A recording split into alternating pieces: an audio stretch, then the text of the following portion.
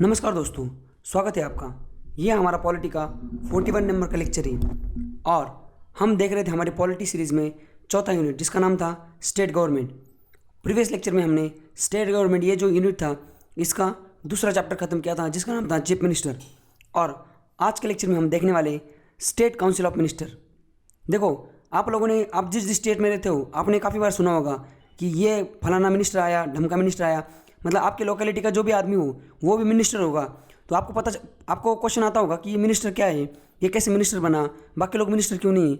मतलब जैसे कि एक सिटी कोपरगांव, वहाँ का जो एमएलए वो मिनिस्टर नहीं, बट दूसरी सिटी अहमदनगर वहाँ का जो एमएलए वो मिनिस्टर है। तो ऐसा क्यों है, एक जगह का एमएलए मिनिस्टर है स्टेट में, दूसरी जगह का क्यों नहीं। तो ये सारे जो क्वेश्चन है ना, इसका हम आज आंसर ढूंढने की कोशिश करेंगे।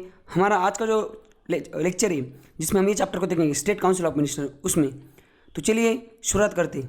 देखो, ये 3 नंबर का चैप्टर है। एक बार बेसिक से शुरुआत करते हैं। देखो क्या होता है, ये जो काउंसिल ऑफ मिनिस्टर होते हैं ना, मतलब हर एक स्टेट में क्या होता है, चीफ मिनिस्टर होता है और चीफ मिनिस्टर के साथ ना काफ़ी मिनिस्टर्स होते हैं बैठे हुए।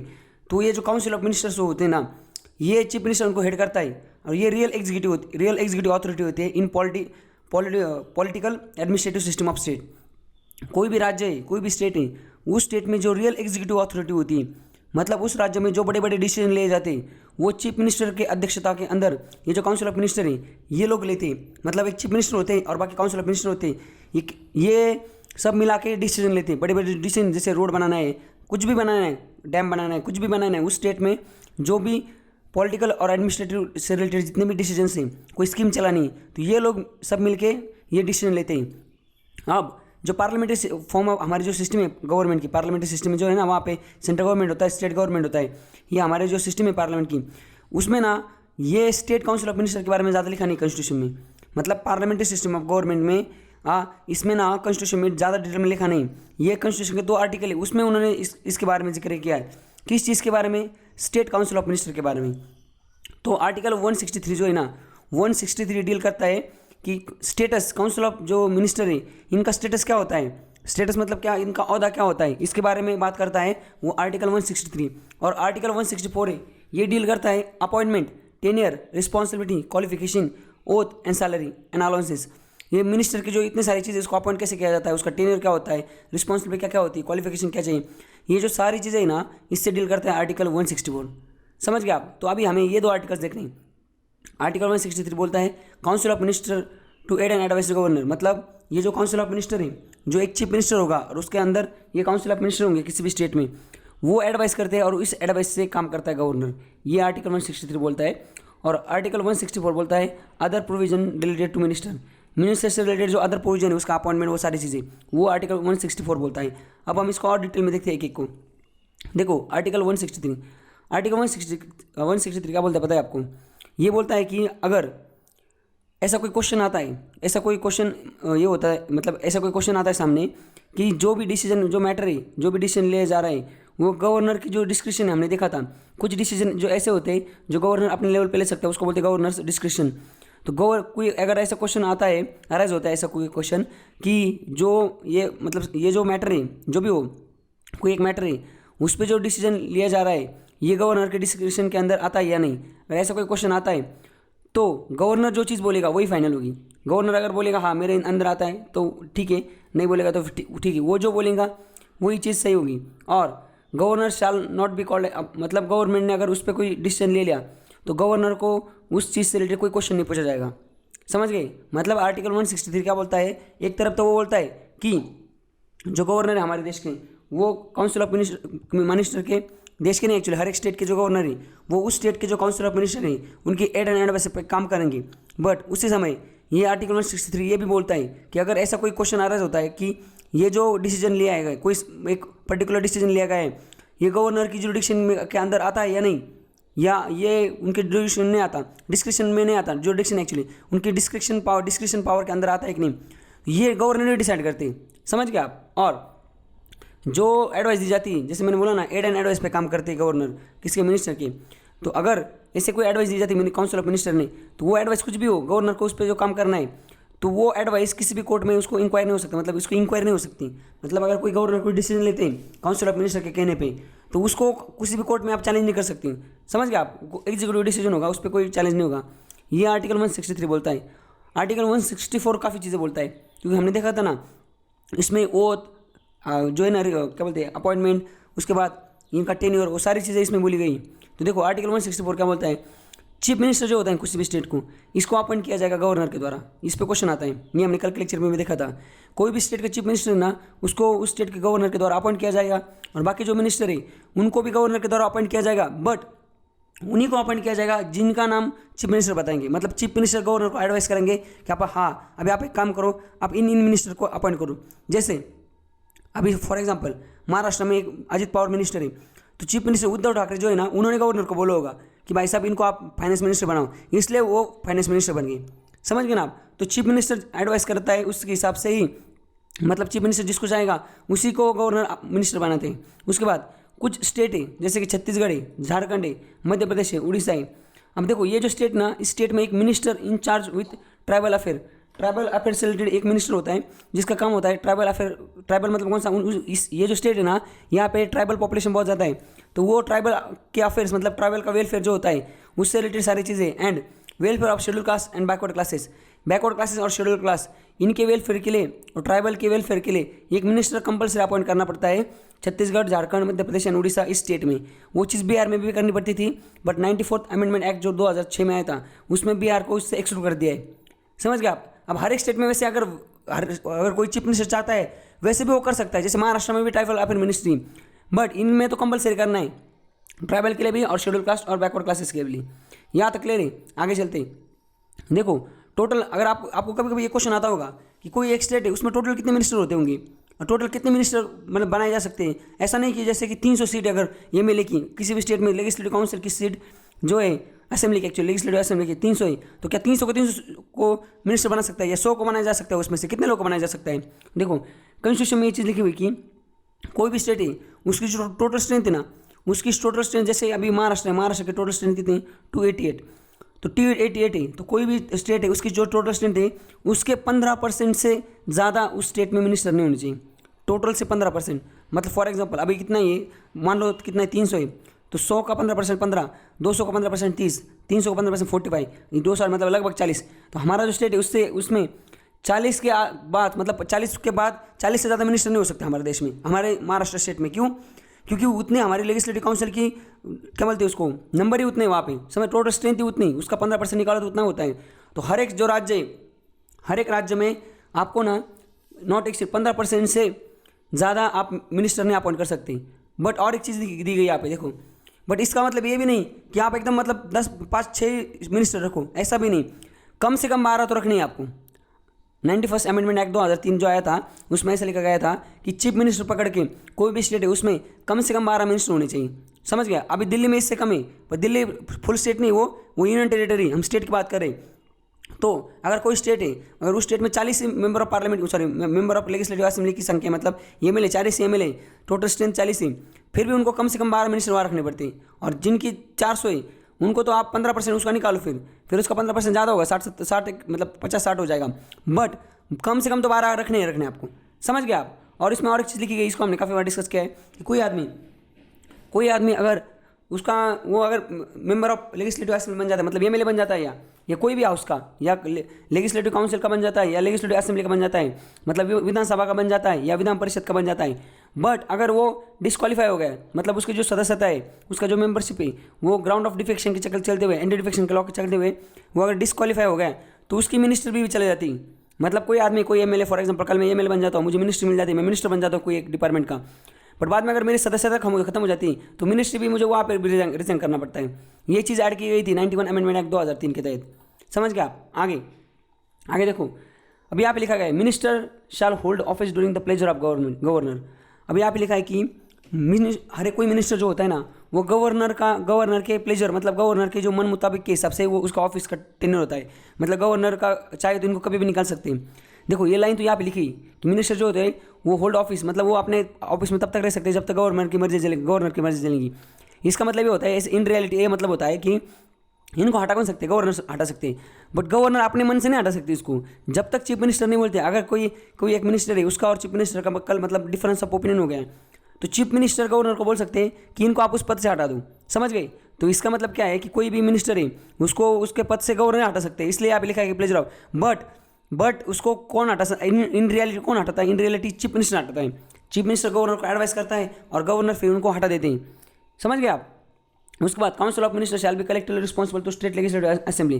देखो जो काउंसिल ऑफ मिनिस्टर होते हैं ना, हमने ये लोकसभा के चक्कर मतलब केस में ऐसा देखा था कि जितने भी हमारे पार्लियामेंट में मिनिस्टर होते हैं, भले वो मिनिस्टर रोज लोकसभा से हो या राज्यसभा से मेंबर हो, वो किसको रिस्पॉन्सिबल होते हैं, वो लोकसभा को रिस्पॉन्सिबल होते हैं। वैसे ही जो स्टेट लेजिस्लेटिव असेंबली, मतलब अगर कोई राज्य में विधानसभा या विधान परिषद है, कोई मिनिस्टर अगर विधान परिषद से भी कोई आता है, आदमी आया है और वो मिनिस्टर बनाए, फिर भी विधानसभा से भी अगर वो मिनिस्टर बनाए, फिर भी वो जो रिस्पॉन्सिबल किसको रहेगा, वो स्टेट लेजिस्लेटिव असेंबली को रिस्पॉन्सिबल रहेगा, समझ गए। अब आपको एक चीज़ बता दो, इनको शपथ कौन दिलाता है, मिनिस्टर को गवर्नर, चीफ मिनिस्टर को गवर्नर।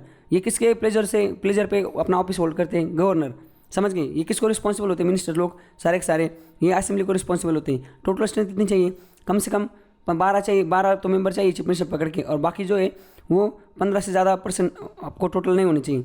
उसके बाद ये शपथ कौन दिलाता है, चीफ मिनिस्टर को भी और बाकी मिनिस्टर को भी, वो भी गवर्नर करता है, समझ गए। सैलरी और अलाउंसेज जो होती है जो चीफ मिनिस्टर सबकी और बाकी मेंबर की भी, वो कौन डिटरमाइन करता है, स्टेट लेजिस्लेचर। वो जो स्टेट लेजिस्लेचर है वो स्टेट का विधानसभा वगैरह वो है, वो उसको डिटरमाइन करती है। और सबसे इंपॉर्टेंट चीज़, अगर कोई आदमी जैसे उद्धव ठाकरे टाइप की कोई आदमी जो जिसने इलेक्शन लड़ा नहीं, वो डायरेक्ट मिनिस्टर बन गया है, भले चीफ मिनिस्टर हो या कोई मिनिस्टर हो, तो उसके बाद उसको कितने समय के अंदर अंदर मिनिस्टर मेंबर बनना पड़ेगा पार्लियामेंट उसका स्टेट लेजिस्लेचर का, नहीं तो उसकी सदस्यता खत्म हो जाएगी। तो उसको कम से कम 6 महीने में उसको मेंबर बनना पड़ेगा, नहीं तो मेंबर कैसे फिर। एक तो अगर लेजिस्लेटिव असेंबली उसमें आप चुनाव लड़ो, किसी को समझ रहेगा, खाली सीट होगी तो वहाँ चुनाव लड़ो, चुन के आओ, या लेजिस्लेटिव काउंसिल जो है मतलब विधान परिषद, वहाँ पे आपको नॉमिनेट किया जाए, या वहाँ इनडायरेक्ट इलेक्शन से आप चले जाओ, समझ गए आप। तो ये आर्टिकल 164 हमने देख लिया। अब देखते हैं आर्टिकल 166। आर्टिकल 166 क्या बोलते पता है क्या, स्टेट के सारे जो एग्जीक्यूटिव एक्शन है ना, वो गवर्नर के नाम पे लिए जाते हैं। ये हमने कल भी देखा था, स्टेट में जो एग्जीक्यूटिव एक्शन ऑफ गवर्नमेंट जो होती है स्टेट में, वो गवर्नर के नाम से होती है। उसके बाद जो गवर्नर होते हैं ना, ये रूल्स बनाते हैं किसके लिए, more convenient transaction of the business of government. Government कोई भी स्टेट है उसमें जो गवर्नमेंट है उसका जो बिजनेस है, मतलब बिजनेस मतलब क्या, उसका जो काम काज है उसको मोर कन्वीनियंटली और सही तरीके से होने के लिए वो जो स्टेट है उसके जो गवर्नर है वो उसमें वहाँ पे रूल्स बनाते हैं। बाद में क्या, और and also for allocation among the ministries of the set business, मतलब वो जो बिजनेस बनाए, मतलब वो जो कामकाज है वो अलग अलग मिनिस्ट्रियों में बांटने के लिए ये रूल्स बनाते हैं गवर्नर, समझ गए। ये conduct of business of government of state. तो गवर्नर जो होता है उसके नाम से सारे कामकाज होते हैं, और गवर्नर रूल्स बनाता है ताकि जो इनका कामकाज है गवर्नमेंट का वो सही से चले, और अलग अलग मिनिस्टर जो है उनको सही से काम में मतलब उनको काम बांटा जाए सही से। उसके बाद आर्टिकल 167 क्या बोलता है, ड्यूटीज ऑफ चीफ मिनिस्टर। देखो ड्यूटीज ऑफ चीफ मिनिस्टर क्या है, communicate to governor regarding the decision of the council of minister relating to administration and affairs of state. मतलब ये क्या बोल रहा है कि जो चीफ मिनिस्टर है उसका काम ये है कि जो डिसीजन गवर्नर के साथ कम्युनिकेट करना, और काउंसिल ऑफ जो मिनिस्टर है उनके जो एडमिशन से रिलेटेड जो डिसीजन है या अफेयर्स है स्टेट की, वो उनके साथ डिस्कस करना। ये आर्टिकल 168 बोलता है। नेचर ऑफ मिनिस्टर, देखो nature of advice of minister, अगर एडवाइस कर जो एड एंड एडवाइस पे काम करते हैं गवर्नर, मिनिस्टर के एड एंड एडवाइस पे काम करते हैं, तो यहाँ पे ये बोला गया है कि अगर कोई भी मिनिस्टर है वो गवर्नर की एड एंड एडवाइस पे काम कर रहा है, तो वो जो एडवाइस उसने दी वो कहीं पे चैलेंज हो सकती है, उसमें कोर्ट में जाके केस कर सकता है कोई, उसको कोर्ट में इन्वेस्टिगेट किया जा सकता है, उसकी इंक्वायरी हो सकती है, तो बिल्कुल नहीं हो सकती। तो वो जो नेचर है, जो एडवाइस दी मिनिस्टर ने उसको गवर्नर को, उसको कहीं पे भी आप किसी भी कोर्ट में उसकी इंक्वायरी नहीं हो सकती, वो जो एडवाइस देगा उसको बाद में कुछ नहीं होगा। देखो गवर्नर शपथ कौन दिलाता है इनको, मिनिस्टर लोग को सारे गवर्नर दिलाता है। और क्या शपथ लेते वो लोग, देखो वही चीफ मिनिस्टर जो शपथ लेते हैं ना वही शपथ देते वो लोग, to bear to faith and allegiance to the constitution of India, to uphold the sovereignty and integrity of India, to faithfully, conscientiously discharge the duties of his office, and to do right to all manner of people in accordance with the constitution and the law without fear। मतलब वही चीज़ fair affection. ये क्या बोलता है कि constitution के साथ हम ऑनेस्ट रहेंगे, देश की इंटीग्रिटी सॉवरेनिटी को हम बरकरार रखेंगे, फेथफुली मतलब विश्वास के साथ हमारे ड्यूटीज़ काम करेंगे, और किसी के साथ भेदभाव नहीं करेंगे, किसी को फेवर नहीं करेंगे, सबके साथ इक्वलिटी मेंटेन रखेंगे। ये शपथ लेते सारे मिनिस्टर, और चीफ मिनिस्टर भी यही शपथ लेता है। अब देखो कंपोजिशन, जो स्टेट काउंसिल ऑफ मिनिस्टर होते हैं ना, तो अलग अलग टाइप के मिनिस्टर होते हैं, आपने सुना होगा cabinet minister, minister of state, deputy minister. तो ये क्या होता है एक्चुअली, तो ये जो रैंक होती है ना ये डिटरमाइन की जाती है चीफ मिनिस्टर द्वारा। चीफ मिनिस्टर जब मिनिस्टर हर एक आदमी को जब मिनिस्टर बनाता है, और जो मिनिस्ट्री अलोकेट करता है उसको, तो उसमें क्या होता है, चीफ मिनिस्टर ना अलग अलग टाइप के मिनिस्टर बनाता है, मतलब किसी को कैबिनेट मिनिस्टर बनाता है, किसी को मिनिस्टर ऑफ स्टेट बनाता है और किसी को डिप्यूटी मिनिस्टर बनाता है। तो ये क्या होता है, ये देखो ये कंपोजिशन है, नहीं आपने एक पार्लियामेंट वाला जो चैप्टर था ना, सेंट्रल गवर्नमेंट में जो कैबिनेट मिनिस्टर होते हैं, मिनिस्टर ऑफ स्टेट होते हैं, ये उस टाइम पे वहाँ पे हमने सारा देख लिया था। और फिलहाल हम ये स्टेट के केस में देखते हैं, वो हमने देश के केस में देखा था सेंट्रल गवर्नमेंट के, अब स्टेट गवर्नमेंट केस में देखते हैं। काउंसिल ऑफ मिनिस्टर में 3 टाइप के होते हैं। सबसे पहले होते हैं कैबिनेट मिनिस्टर। कैबिनेट मिनिस्टर मतलब क्या, वो जो मिनिस्टर होते हैं अलग अलग जो डिपार्टमेंट, जैसे होम डिपार्टमेंट मतलब मिनिस्टर ऑफ होम अफेयर, गृह खाता जो होता है ना, गृह मंत्री, उसके बाद एजुकेशन HRD मिनिस्ट्री, उसके बाद फाइनेंस मिनिस्टर, उसके बाद एग्रीकल्चर मिनिस्टर। ये जो मिनिस्टर होते हैं ना, ये जैसे कि टोटल फॉर एग्जांपल महाराष्ट्र में 40 मिनिस्टर थी, तो उसमें से 8-10 है ना, फॉर एग्जांपल 10 एक ये कैबिनेट मिनिस्टर होती है, और ये 10 और प्लस कौन चीफ मिनिस्टर, ये मिलकर सारे डिसीजन लेते हैं। और ये जो 10 होते हैं इनके पास डायरेक्ट डिपार्टमेंट होती है बड़ी बड़ी, समझ गए आप। उसके बाद दूसरा है minister of state with independent charge. अब देखो ये इनके पास इंडिपेंडेंट चार्ज डिपार्टमेंट होता है, मतलब ये जो है ना इनको अटैच होते हैं। जैसे अभी कोई फाइनेंस मिनिस्टर है फॉर एग्जांपल किसी स्टेट का, अजित पवार, अब इनको ये पूरा तो फाइनेंस का जो रिलेटेड मैटर है, कुछ ऐसा मैटर है, ये क्या करेंगे फिर मिनिस्टर ऑफ स्टेट होंगे फाइनेंस के रिलेटेड, ये उनको कुछ काम दे देंगे कि आप देखो ये आरबीआई ने एक्चुअली ये जो बैंक का तो नहीं, रेवेन्यू का, ये स्टेट का जो रेवेन्यू इसमें जीएसटी का प्रॉब्लम आ रहा है, इस पर काम करो आप। तो ये इंडिपेंडेंट चार्ज होते हैं, इनको अलग अलग काम दिया जाता है, ये इनके अंडर का मतलब इनको रिपोर्ट करते हैं, इनके अंडर काम करते हैं, समझ गए। कैबिनेट मिनिस्टर को असिस्ट करने के लिए मिनिस्टर ऑफ स्टेट होते हैं हर एक मिनिस्ट्री में। और डिप्यूटी मिनिस्टर कौन होते हैं, इनको इंडिपेंडेंट चार्ज नहीं होता, ये डायरेक्ट इसको अटैच होती है, समझ गए, ये attach to the cabinet minister. अब ये मिनिस्टर ऑफ स्टेट जो होते हैं ना, ये डायरेक्ट चीफ मिनिस्टर, एक्चुअली इनको नहीं रिपोर्ट करते हैं, ये डायरेक्ट चीफ मिनिस्टर को रिपोर्ट करते हैं, समझ गए। चीफ मिनिस्टर को अगर ये बाकी जो मिनिस्ट्री है इससे रिलेटेड कुछ इंडिपेंडेंट काम बताना है तो इनको बता देते हैं। डिप्यूटी मिनिस्टर जो होते हैं ना, ये इनके आगे पीछे घूमते हैं बस, ये कैबिनेट मिनिस्टर को हेल्प करते हैं, असिस्ट करते हैं उनको उनके काम करवाने में, समझ गया। तो कैबिनेट मिनिस्टर जो होते हैं वो सबसे बड़े होते हैं औकात में, उसके बाद मिनिस्टर ऑफ स्टेट होते हैं, उसके बाद डिप्यूटी मिनिस्टर होते हैं, और चीफ मिनिस्टर CM प्लस ये कैबिनेट मिनिस्टर, ये पूरे स्टेट को चलाते हैं, समझ गए ना आप। तो चले आगे चलते हैं। देखो कैबिनेट क्या होती है, वही बात बताया मैंने, smaller body. Cabinet smaller body होती है, called cabinet is a nucleus of all council of minister. जो न्यूक्लियस है किसके और सब council of minister, it consist only the cabinet minister, इसमें सिर्फ कैबिनेट मिनिस्टर ही होते हैं, and it is a real centre of authority of state government.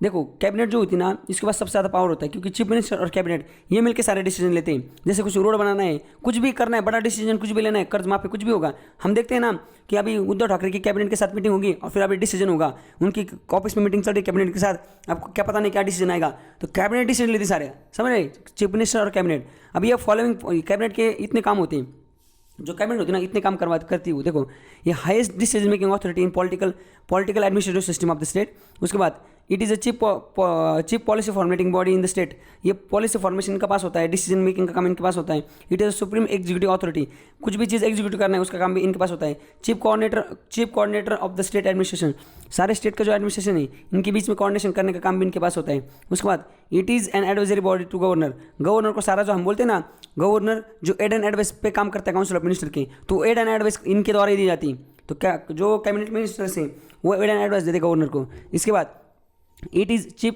Crisis manager and thus deal with all emergency situation. ये क्या है, chief crisis manager है, मतलब सारे जो क्राइसिस आते हैं स्टेट पे उसको इमरजेंसीली ये कैबिनेट उस पर डिसीजन लेती है। It deal with all legislative and financial matter, सारे जो लेजिस्लेटिव और फाइनेंशियल मैटर स्टेट के, मतलब राज्य के जो लॉ बनाने का, कानून बनाने का, वो सारा कौन सा कानून बनाना है, क्या करना है, सारी चर्चा यहाँ पे होती है। और फाइनेंशियल जो पैसा से रिलेटेड जितने मैटर्स हैं वो भी सारी चीज़ें यहाँ पे होती हैं।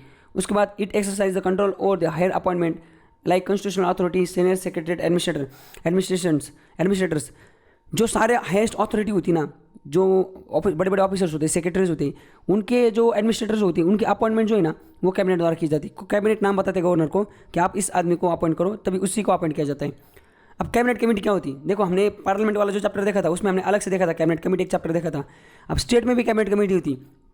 पार्लियामेंट वाले में हमने क्या देखा था कि ये कैबिनेट मिनिस्टर जो होते हैं पार्लियामेंट में, उनको जो काम करना पड़ता है वो अलग अलग मिनिस्ट्री बनाते हैं वो, और उस मिनिस्ट्री में क्या होता है सिर्फ कैबिनेट मिनिस्टर होते हैं, और वो क्या करते हैं, वो बड़े बड़े डिसीजन है ना वो कैबिनेट मिनिस्ट्री में देखो 2-4 मिनिस्टर होंगे, और वो फिर उसके अध्यक्ष होंगे प्राइम मिनिस्टर, और फिर वो डिसीजन लेंगे, 3-4 लोग डिस्कस करेंगे और फिर प्राइम मिनिस्टर को बताएंगे हाँ अब ये हम काम करते हैं और अभी आप एक काम करो, ऐसे डिसीजन लेते हैं। तो कुछ परमानेंट होते हैं, कुछ ये होते हैं कुछ कैबिनेट कमेटी जो होती है सेंट्रल गवर्नमेंट में वो परमानेंट होती है, कुछ टेम्पोररी होती है। परमानेंट मतलब कैसे, फाइनेंस रिलेटेड, पैसे से रिलेटेड हर साल एक कैबिनेट मिनिस्ट्री बनती है, सॉरी कैबिनेट कमेटी बनती है, वो सारे फाइनेंस रिलेटेड डिसीजन लेते हैं। एक जो सिक्योरिटी से रिलेटेड कैबिनेट कमेटी बनती है। तो ऐसे अलग अलग काफ़ी कैबिनेट बनती है जो साल में जो मतलब हर साल में वो बनती है। सिक्योरिटी क्या पैसा वैसा समझ रहे कि रेवेन्यू इससे रिलेटेड बनती पर कुछ टेम्पररी होती है। जैसे डोकलाम इशू हो गया था तो वहाँ पे मैंने आपको बताया था, वहाँ पे कैबिनेट एक्चुअली डोकलाम में कैबिनेट कमेटी नहीं बनी थी, वो अलग थी। अगर दूसरा कोई टेम्पररी इशू होता है जो कि थोड़े दिन के लिए बस, तो वो वहाँ पे भी टेम्पररी एक कमेटी बनती।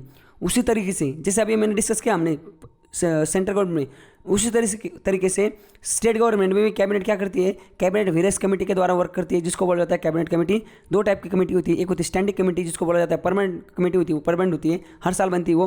और दूसरी होती है एडॉक कमेटी जो टेम्पोररी थोड़े दिन के लिए बनती है, वो खत्म हो जाती है। सारे जो कैबिनेट कमेटीज है ये चीफ मिनिस्टर द्वारा उसको गठित किया जाता है time to time, requirement and situation के आधार पे। देयर नेम समझ नंबर कंपोजिशन वो सारा वो भी टाइम टू टाइम उसको डिसाइड किया जाता है। और they not only sought the issue and formulate the proposal for consideration of the cabinet but also taken decision।